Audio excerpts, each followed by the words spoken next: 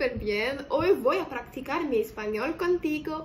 J'espère que l'intro était pas trop chaotique, mais en tout cas, si t'as pas compris le concept, je te l'explique. J'ai envie de pratiquer mon espagnol avec vous et je me suis dit, bah pourquoi pas filmer tout ça.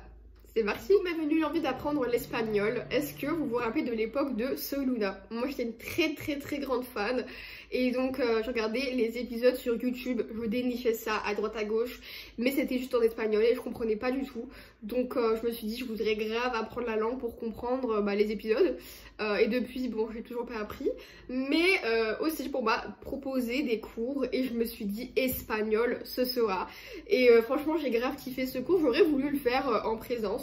Mais même en ligne c'était bien, j'ai pris mon temps, j'ai regardé des épisodes et c'est comme ça en fait qu'on apprenait l'espagnol par une série. Donc franchement c'est très bien fait et donc là je me prépare pour mon examen et donc je me suis dit pourquoi pas vous emmener avec moi dans ce processus. En même temps vous voyez comment je m'organise pour les examens et en même temps on rigole un petit peu. Alors, qu'est-ce qu'il me reste à faire? Donc, c'est la dernière étape de ma révision. Je vais aller revoir des parties du cours que je n'ai pas encore maîtrisées à 100%. Vu que c'est la partie orale, c'est beaucoup de l'apprentissage finalement. Donc, je vais revoir mes verbes, la conjugaison, les chiffres, etc. Comment dire l'heure, tout ça. Donc, c'est vraiment juste la base. D'ailleurs, j'ai voulu apprendre l'espagnol un petit peu avec les séries. C'est comme ça que j'ai fait pour apprendre l'anglais. D'ailleurs, j'ai fait une vidéo là-dessus. Je vous la mettrai dans le petit i juste ici. Et donc, déjà, il faut différencier deux espagnols. Celui de l'Espagne et de l'Amérique latine qui n'ont pas toujours rapport, pas dans les mots parce que c'est pas mal la même chose, c'est la prononciation qui se différencie, mais surtout la vitesse à laquelle les gens ils parlent. Les Espagnols ça va, vous êtes pressés, vous allez prendre le bus, ça se passe comment? Vous parlez à une vitesse mais franchement chapeau, c'est pas possible, je vous jure, on dirait que la personne allait s'envoler, donc bien sûr je pouvais même pas lire en fait en français tellement que c'était rapide. Donc j'ai abandonné et je me suis plutôt dirigée vers des séries genre mexicaines et tout. Beaucoup mieux. J'ai regardé Control Z si vous connaissez. Et franchement, j'ai pas tout compris. Parce que parfois j'essaie de me défier de mettre les sous-titres en espagnol et tout. Mais quand même, je vois genre les gens ils respiraient. En plus je vais retrouver l'acteur dans Soy Luna, Michael Fonda. Donc j'étais très contente. On peut officiellement commencer à étudier. C'est parti. Alors je suis votre professeur d'espagnol. Très débutante, qui ne connaît pas grand chose, qui ne sait pas très bien prononcer les mots. Donc pensez pas que c'est un cours d'espagnol de haut niveau, mais on fait comme on peut, il faut bien commencer quelque part. Alors le premier thème, ça va être les vêtements, on appelle ça la ropa.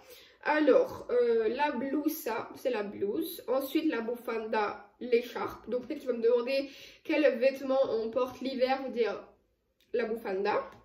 Ensuite los calcetines, les chaussettes. La camisa, la chemise, la camiseta, le t-shirt. Ensuite, la carpeta, la carteta, la cartera, le portefeuille. La corbata, le cravate, la cravate. Wow, même en français, je ne sais même plus parler. Ensuite, la chaqueta, le veston. Et en anglais, pas du tout. En arabe, on dit la jaqueta. Donc ça se ressemble. Je peux m'en inspirer. La jupe, c'est la falda. Ensuite, las medias, c'est les bas. Donc, je sais pas si c'est des bas, genre ce que tu mets quand tu portes une robe, par exemple. Ou est-ce que c'est des bas comme des chaussettes? Je sais pas. Je pense que c'est peut-être des bas pour une robe. Parce que sinon, ils auraient mis les chaussettes. Ensuite, los pantalones, les pantalons, c'est facile. El vestido, le costume ou la robe. El zapato. Parce qu'en espagnol, on ne prononce pas le Z. Ça n'existe pas un son Z. De ce que j'ai lu dans mes cours, que j'ai mal lu, donc on peut juste dire ça. Donc sapota, la el sapota, c'est ça. Je vais essayer de voir si c'est vrai ou pas parce que j'ai Google Traduction, obviously c'est mon meilleur ami. Après il faut pas toujours l'écouter parce qu'il fait des petites fautes lui aussi, mais en général ça va. C'est ça, los zapatos. Il n'y a pas de zapatos, de toute façon c'est pas très joli. Oh, donne-moi les zapatos, merci. Donc maintenant le défi c'est d'écrire des phrases avec les mots que j'ai appris. Donc je me dis, imaginons que le prof, il veut savoir comment dire je mets une robe. Est-ce que si je mets une robe, je porte une robe, j'ai une robe? Je pense que si je l'ai sur moi, si je porte une robe. Mais, ouais, c'est ça, si je veux dire je mets une robe, c'est l'action de le faire en espagnol aussi.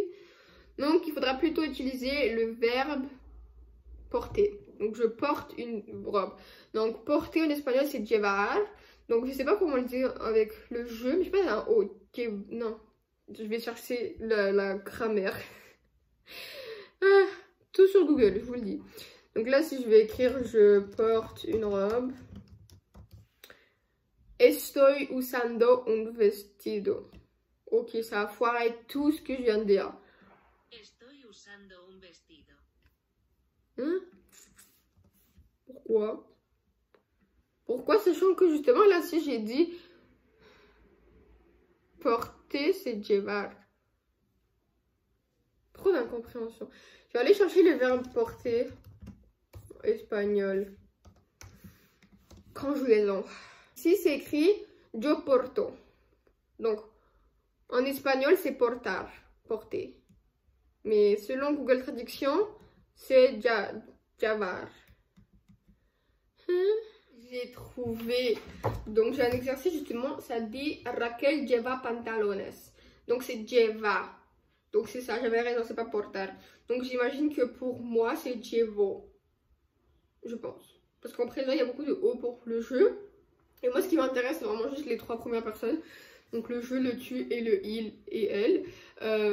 Et de toute façon, en espagnol, on n'a pas besoin de dire yo tengo. Tu peux juste dire tengo et on comprend que c'est toi avec la terminaison. Qu'en français, il faut toujours identifier c'est qui parle. Donc, en espagnol, vraiment, on se sauve un petit peu de temps. Je pense que c'est pour ça qu'il parle vite. Maintenant, pour les chiffres.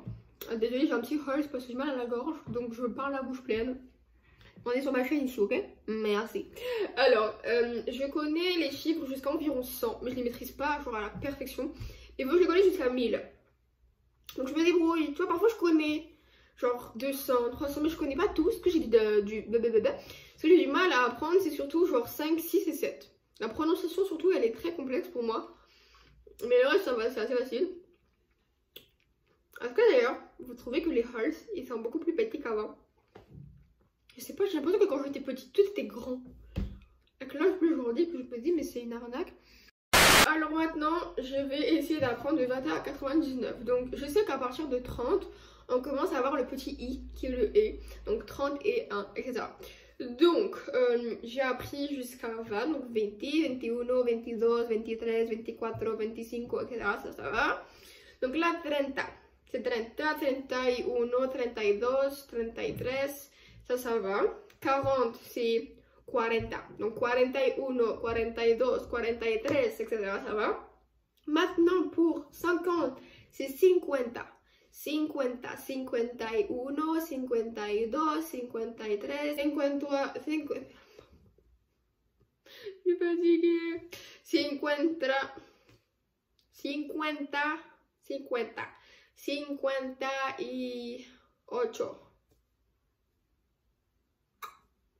Vraiment genre 50, 60, 70 que j'ai du mal à prononcer, mais le reste ça va. Donc 50, 50, 51, 52, 53, 54, 55, 56, 57, 58, 59. Ensuite 60 c'est 60. 60. Et ensuite 70 c'est 70. C'est ça? 70. La différence entre 60 et 70 c'est que 60 c'est SES et 70 c'est SET. C'est comme ça que j'ai réussi à les différencier. Donc 60. 70. Ok, donc ça va, si j'ai des mails, je pense qu'on est bien. Ouh, le comeback a foiré. Oh, ça fait du bien. Je suis de retour après une très longue pause, j'avoue, mais elle était bien méritée. Alors là, le troisième thème, c'est les couleurs. J'avoue que je les connais pas tous, donc bah pourquoi pas les apprendre. J'avoue, c'est genre niveau CP, et ouais, j'ai eu du mal à apprendre les couleurs.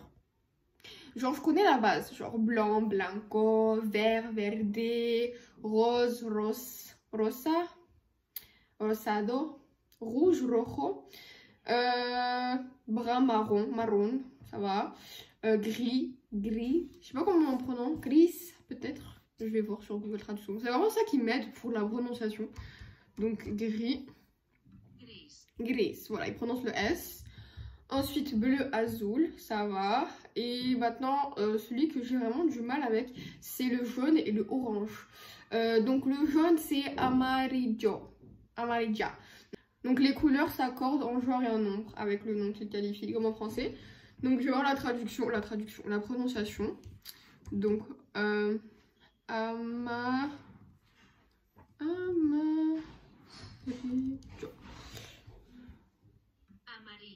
amarillo. Il n'y a pas de jo. Amarillo.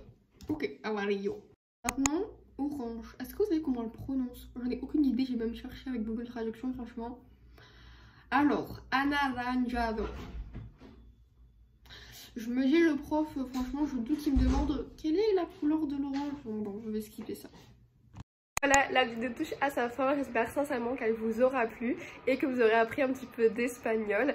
J'ai pas oublié la vidéo 24 heures en arabe qui se prépare, voilà, qui arrive bientôt.